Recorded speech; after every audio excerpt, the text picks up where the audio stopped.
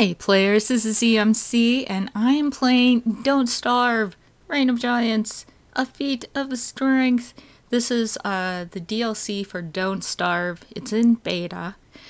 It just got updated. Before it was called Seasonal Science. And now it is called A Feat, F-E-E-T, of Strength. Reign of Giants apparently has giants in it, but the giants are not in the game yet, or actually one of them might be in the game now as of this update. If you are not playing Don't Starve, it is not the kind of game for everyone. But if you like Minecraft, you're probably gonna like it. Yeah. I'll go as far as to say, if you like Minecraft a lot, you're probably going to like Don't Starve a lot. I like it so much more than Minecraft because I love the art style. It's it's kind of got this Victorian, creepy, steampunk, like Tim Burton-y art style to it that I just totally dig. And it's a really hard game. It's a hardcore game that when you finally actually die, you're done. And you have to start all over again. And all the work you put into it is gone forever. So it's a really, really challenging game. But it's interesting in that it lets you play how you want to play. It has different layers to it. So it has actually 3 different play modes. It has a sandbox mode, it has an adventure mode, and it has a survival mode. And so it's kind of interesting in that it gives you all of that. You can start the game in sandbox mode, go on to the adventure mode that has a story to it, and then you can also build a machine that takes you to survival mode, where you don't get all the choices that you're able to make in sandbox mode. Really cool. It's very interesting how they do that. But this is a game about survival. This is a game about managing your resources, and there's sort of a very Canadian sensibility about it. You don't want to waste your resources in this game. You've got to be careful. You got to think about how you live in the environment. And it's kind of interesting because the different characters have different things to say about that. So let's talk about the characters in this game.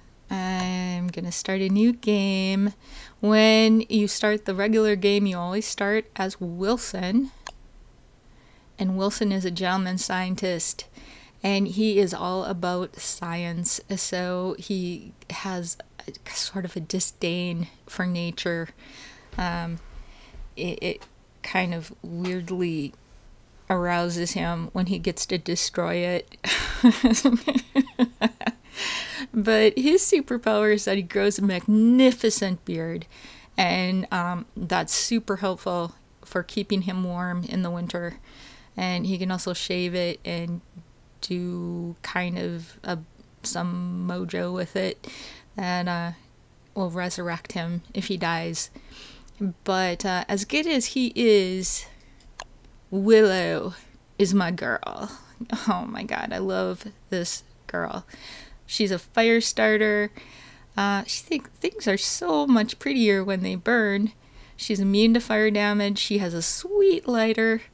And when she loses sanity, she accidentally just sort of starts fires where she goes.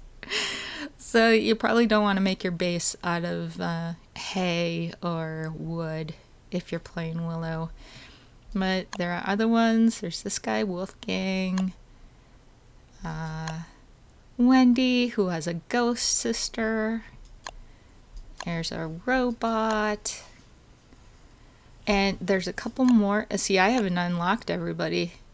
I haven't unlocked this old lady librarian person. This is Woody. He's a lumberjack. This is like a scary mime. That is Maxwell right there. He is our antagonist. And this girl right here, she is brand new in the DLC. I know what she looks like. She's sort of like a Valkyrie, right? She's got like a helmet with wings on it, and she's all Nordic and stuff, and she looks pretty sweet. But I'm gonna go with Willow. Now in sandbox mode, which is the mode you'll be placed into right away, you can make a bunch of decisions about how you want your world to look. You can choose sizes. I've discovered that if I say land branch most, land loop always, I get some interesting maps when I do that. That's just sort of been my experience. So let's try that again. Sometimes, the maps are procedurally generated, so you don't know what you're going to get. And sometimes I'll get a map and I'll look at it and I'll be like, I don't really want to spend hours on this map. I want to try a different map. So you can kind of do that. And I have a mod. I'm playing with mods on Steam. And so I can look at what the map looks like before I decide I'm going to invest in this map. For this, let's try all season. Now there are 4 seasons instead of 2. Most of them want to kill you. The best season is autumn. It seems to be the season that is least set upon killing you. So let's just do default. And season start. You want to start autumn. Trust me. You want to start autumn. You do. Long day. I usually leave as many things default as possible, except for I do not ever want it to rain toads. Ever. These little piggy heads on sticks, they're resurrection stones. I want there to be as many as possible. These little skeletons are little presents left for you by other unsuccessful explorers, and I want lots of those because those are fun. Let's see, let's leave everything default. Leave everything else. Let's leave everything default. Kind of get an idea of how much of things are in the world. Better that way. I'm going to turn off killer bees because they're no good for nobody. I mean, seriously, I didn't...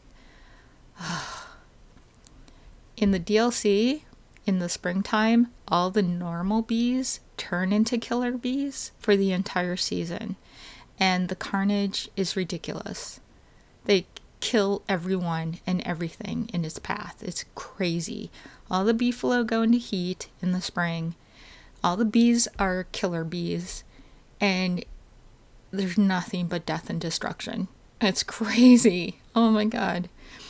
So, I think that might be a problem. Spring is really challenging. Okay, I'm gonna turn off the doggies, but I'll leave this because I know these spawn in these are wolf mounds that spawn in the desert biome that's new, and I don't really know what that looks like, so let's figure it out. Evil walrus guys, let's turn those guys off, because screw those guys. This is Krampus, which, if you don't know, you might want to look it up on the internet because it's hilarious. It's like this demon, this sort of anti-Santa Claus, like the antithesis of Santa Claus. And I think I don't know where he originated from, but if you go looking for him on the internet, you'll find all these Victorian illustrations of this scary ass demon that tortures children who are bad. Yeah, it's kind of hilarious. So he's in the game to keep you good. If you are too naughty, he comes and he takes all your stuff. Yeah. And how are you naughty, you ask? You're naughty by killing creatures that are innocent. So there are certain creatures that are considered innocent, other creatures that are considered fair game. Monsters, of course, are fair game.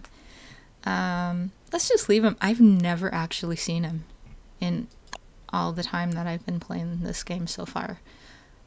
This monstrosity is Deer Collapse, and he is simply the apocalypse. So let's turn off the apocalypse for now.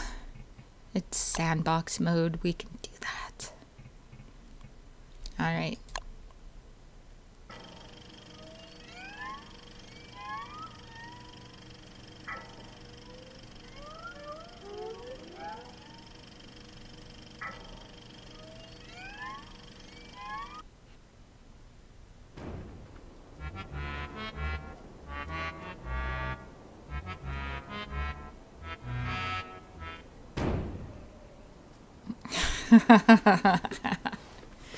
So that was Maxwell, and he is our antagonist.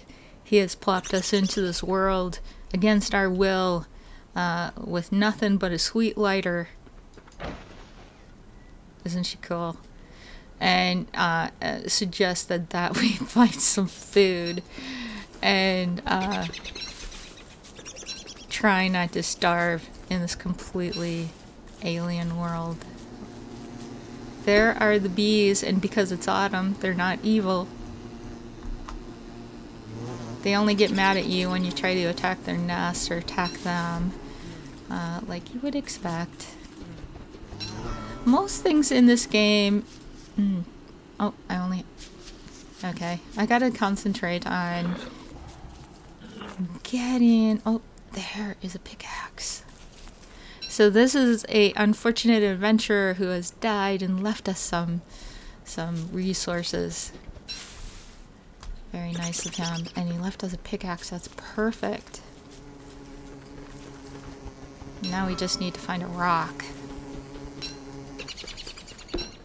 So I'm gonna get a little bit of food. Actually, because I got a pickaxe, I might as well make an axe. I can make an axe and a pickaxe if I have enough flint and enough sticks. Let's get a tree. You gotta get some food, some wood, some sticks, some rocks, some flint.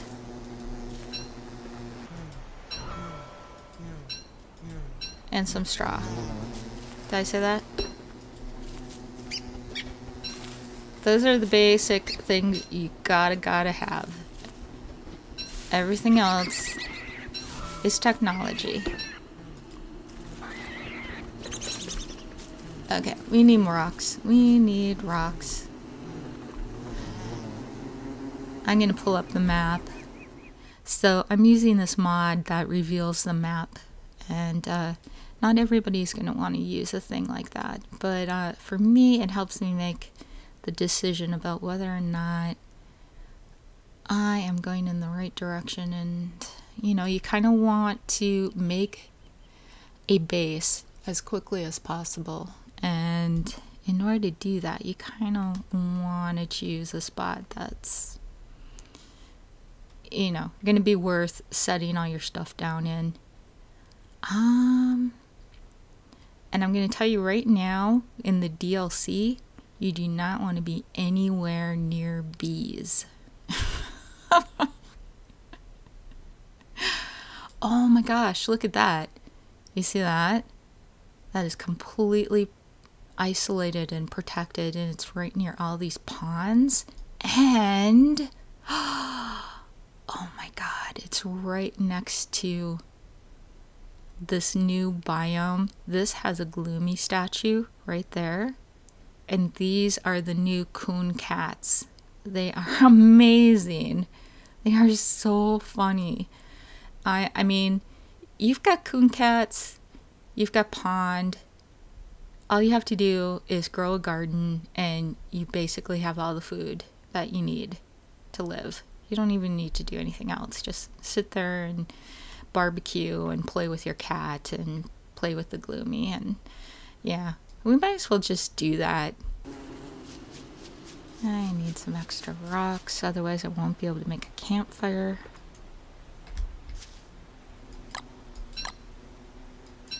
There we go.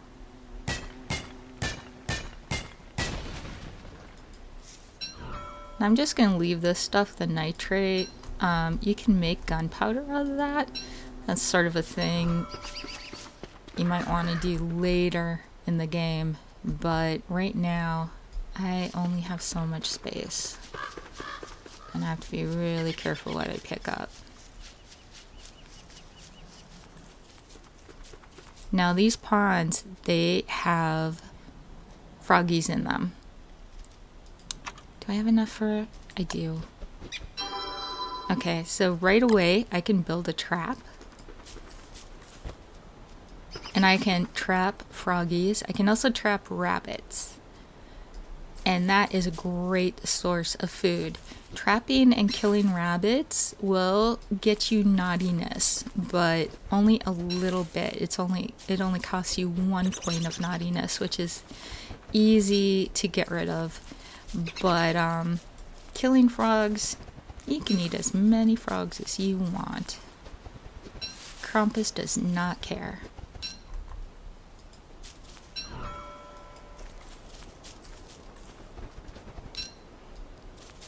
Okay, do I got enough wood? I think I'm gonna need, I am definitely gonna need a little more wood. Technically, Willow, because she has a lighter, she doesn't even have to make a campfire, absolutely. I mean, once it gets dark, if you do not have a source of light, you will die. There is a darkness monster that kills you simply because it's dark. If you have some sort of light, that monster can't kill you.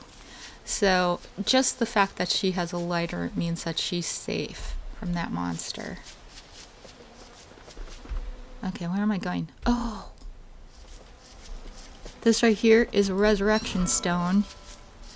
Really important.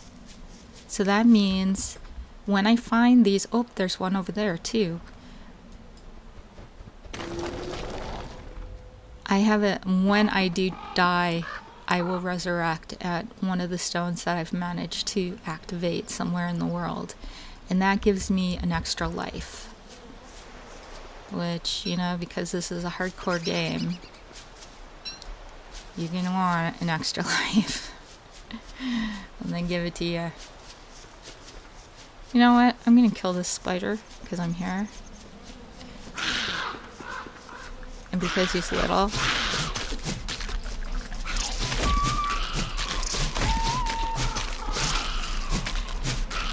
Haha. And I just... Yeah. How you like that? How you like that? Come at me with that whole R. Yeah, I don't think so. I don't think so. Uh-oh. See, now I can make a fire here, and I don't have to worry about... I don't have enough for fire. What the hell? I don't have enough rocks, and I don't... Oh. I can get some more straw. Okay. Now I have enough for a little campfire. Alright. Even though she has a lighter and technically she can just flick her back. Oh, she got a little hurt too. Okay. So there. She doesn't, it's not good for her sanity to be without a campfire. She's always gonna feel better if there's a campfire. I got a birch nut. Might as well cook that up. Eat that. I got hurt. As you can see, the spider gave me monster meat. I can't eat monster meat. It'll make me sick. So, but later on in the game, you're able to make a technology called a crock pot. It's very exotic. And you can cook monster, you can use one piece of monster meat in the crock pot and it won't hurt you. It's really all going to be about getting the resources I need to set up a camp, because the seasons will be changing and I'm in autumn, which means the next season is going to be winter, and you got to prepare for winter in this game. Otherwise you're in big ass trouble. So I'm going to stop there. I'm going to set up my base camp, and then I will be back in the next episode and we can do some real exploring. How's that sound?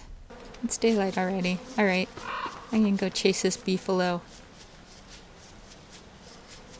And until I come back, I hope you are exploring and having fun.